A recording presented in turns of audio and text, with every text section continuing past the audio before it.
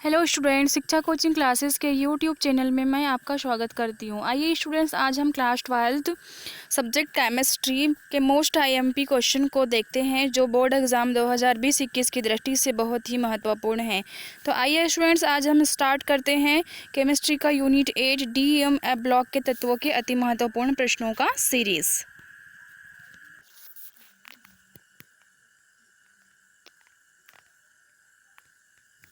ठीक है स्टूडेंट्स, तो हम स्टार्ट करते हैं केमिस्ट्री का यूनिट 8 DEMF ब्लॉक के तत्व।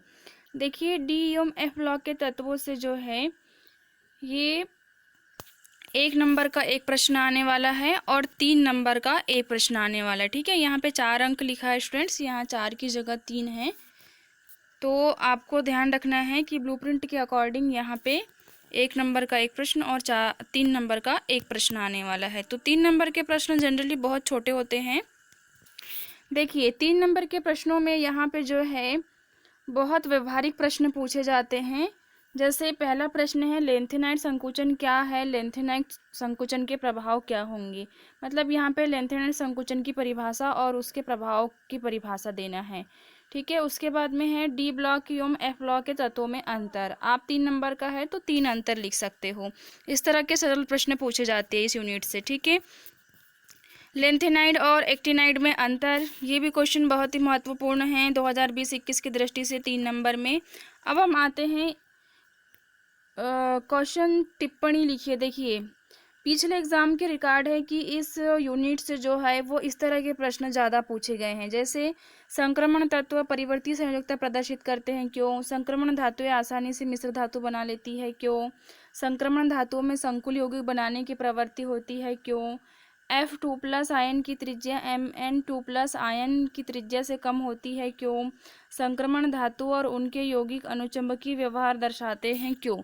तो इस तरह के जो प्रश्न हैं, क्यों वाले प्रश्न जो है वो जनरली इस यूनिट से पूछे जाते हैं। तो आपको इन प्रश्नों को 3 नंबर के लिए तैयार करना है। ठीक है, नेक्स्ट प्रश्न है, संक्रमण धातु रंगीन यौगिक बनाते हैं क्यों, संक्रमण धातु एवं इनके यौगिक अच्छे उत्प्रेरक होते हैं क्यों, कॉपर Cu+ रंगहीन है परंतु Cu2+ रंगीन होता है क्यों, संक्रमण तत्व किसे कहते हैं, इसके 4 गुण लिखो, जिंक केवल +2 ऑक्सीकरण अवस्था प्रदर्शित करता है क्यों।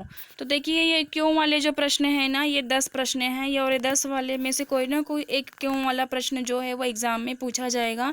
तो आप 3 नंबर में इन प्रश्नों को स्टूडेंट्स अच्छे से तैयार कर लीजिए।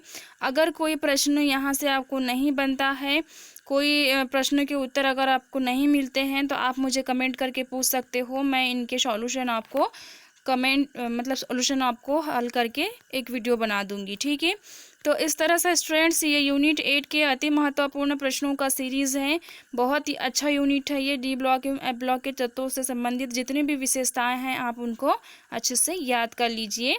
और ये सभी 10 प्रश्नों को और क्वेश्चन बैंक के जितने प्रश्न हैं गवर्नमेंट के क्वेश्चन बैंक के, उनको अगर आपने अच्छे से याद कर लिए तो इसके बाहर से कोई भी क्वेश्चन एग्ज़ाम में नहीं पूछा जाएगा। ठीक है स्टूडेंट्स, तो ये रहे बहुत ही महत्वपूर्ण प्रश्न।